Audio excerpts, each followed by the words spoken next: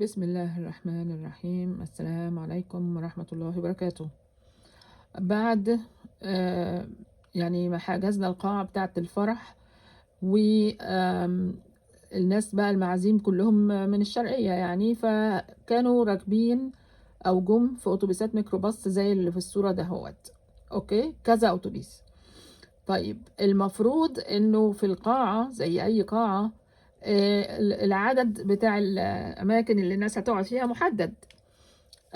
ولكن شخص ذكي مش عارفين هو مين لحد دلوقتي دخل كل السواقين دول وقعدهم في ترابيزة لازقة في البوفيه.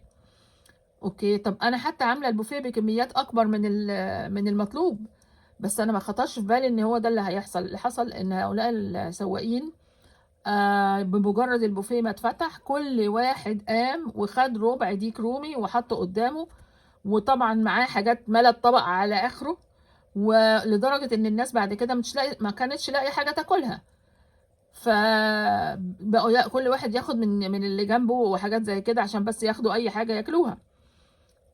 فانا فاكرة كويس المنظر ده. السواقين دول بقى هم نفسهم، لان هم كانوا برضو من نفس البلد، تاني يوم راحوا وقعدوا بقى يقولوا ده احنا اكلنا اكل ما اكلناهوش في حياتنا، ده الفرح ده هو كان كذا وكذا وكذا.